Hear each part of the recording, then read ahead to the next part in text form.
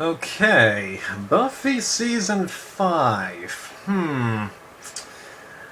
I'm in a tough spot with this season because when I started watching it, it felt really, disconnected from the other four seasons. It didn't feel like the show was really picking up any sort of steam.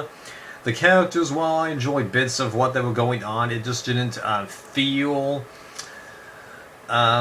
as satisfying as what was happening on before.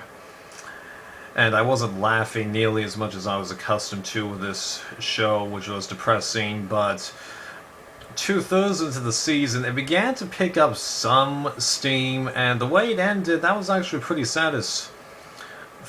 Although I actually realized that I had seen the image of Buffy jumping into the portal back in the day, based on a couple of things my dad had recorded on VHS. So. Yeah, I was wondering well that was going to happen on this show, right? So,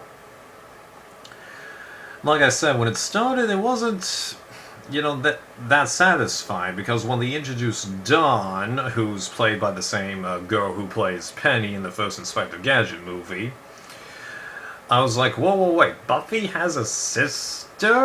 An actual biological sister? That's not the kind of thing you just ignore for 4 seasons without any kind of a mention. Well, as it turns out, Dawn isn't technically her sister. She was introduced into their lives via magical powers, which made me go, ah! When I first learned that, I was like, ooh boy, that's gonna add a layer of things, but you do get the idea as the show goes on and they both become aware of her identity that actually something does form between them, which is nice, because it goes to show that even if you have struggles and in many ways, even though you shouldn't have feelings, feelings still can occur. Yeah, that's a powerful thing, kind of relates to the whole Spike and Buffy issue, even though really it's one-sided. But like, I did not see that coming at all. Well, Spike dreams that Buffy comes to him and then, kisses him. Just like, oh, I did not see that coming, even though I love the bit while they were engaged in season 4. Oh my god, that was hilarious. Yeah. And that did lead to a bunch of funny one-liners between them. When you say love us all, shut up! Yeah. But at the same time, that was kind of annoying because, like, seriously, Spike, shouldn't you be able to tell that you don't have a chance with her? After all you've done, especially? Just like, come on, dude. You're making me remember what was happening to me and my first crush, who was the popular girl in high school at the time, and just leaving her a couple of congratulatory Facebook posts every chance you got. Just like, dude, seriously, you should be able to figure it out. Yeah, craziness, huh? Although that did help with keeping him around on the show, which was a good idea. Although I'm totally surprised that, he never actually did get the chip removed from his head. Like, I'm thinking that chip really needs to go eventually. Just, you can't really keep having that around because that's a very, very serious, debilitating factor for him, as evidenced when the Crusaders appeared later in the season.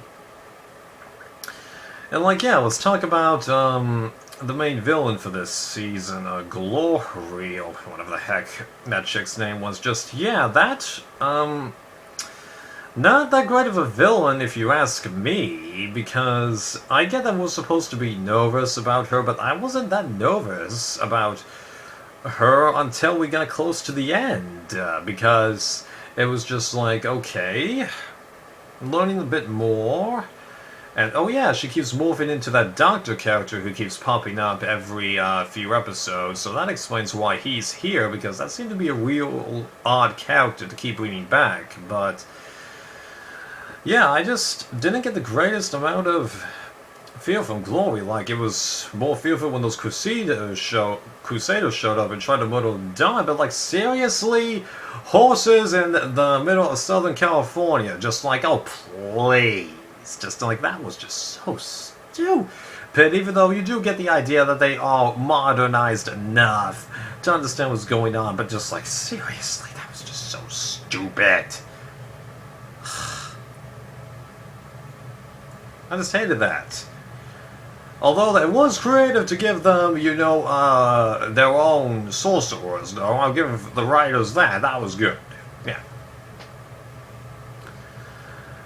Yeah, that wasn't the greatest storyline bit, but a couple of the story arcs, they were interesting, because, like, Giles trying to do some, you know, branching out into his own moments with opening the magic store. That nice idea. Shows that there's still more personality for his character to gain. And then using Anya to help him out with his stuff. Very clever use to keep her on the show, splitting Xander into two versions of himself. That was decent. And then there was the killing of Buffy's mother. Yeah, I didn't see that coming. But when they explain as to how she actually died, you know, having the aneurysm, complications from surgery, I was like, why didn't I think about that? Just, whoa.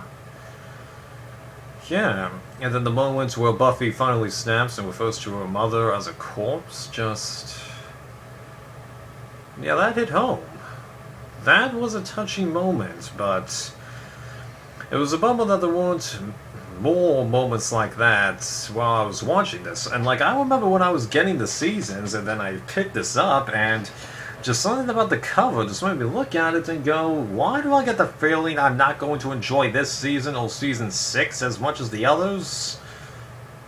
And I do recall seeing the comments someplace on YouTube that this season wasn't as good as many of the others, and I agree, this is the worst season since season 1. I'm not going to argue if it's worse than season 1, because like with The Office, season 1 gets its own category, and then the rest of the show, it's a lot better to compare to each other, right?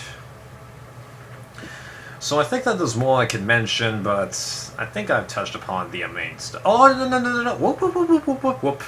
I forgot about Riley. I forgot about him, right. So, I'm at a crossroads with him, because on the one hand, I do understand his reasoning for, you know, to decide to leave Buffy, because it's stated over and over again that Buffy probably will eventually be killed in her duties, while he, conversely, is less likely to be killed than her. Then once she's dead, suddenly he's practically in the clear, you know, so... yeah, to keep in a relationship with someone who's likely to die, that'd be tough on many people, and he does have the outsider feel to the group that Angel necessarily didn't have, but the problem was, before I started watching Buffy and Angel here, I was watching the TV show Parenthood, and spoiler alert, but I won't mention names, in the 5th season of that show, there's a love story arc that ends with a character doing something very, very, very similar to what Riley did in terms of leaving Buffy. So, yeah, that kind of ruined what I felt towards him in terms of sympathy, because I'm like, I've just seen this very same story arc play out on a different show. Just, yeah. And that did kind of leave Buffy in a little bit of a weaker place, because I think that's actually one reason why I wasn't as satisfied with this season compared to the others, because I get the feeling that actually now, ironically, Buffy is the weakest member of the Scooby Gang, because Willow, she has more confidence easily than Buffy does. Giles has all the knowledge. Xander, he seems to actually be getting things to work with him and Anya, so that's giving him, you know, somewhat more confidence. And then the easygoing humor makes him more positive than Buffy. So yeah, I didn't really like the feeling of Buffy being the weakest member in the group, even though I will defend what I said in my Season 4 review of him. I do like the fact that Willow has more confidence than Buffy now. I do like that. Okay, for real this time, this ends the review. See ya.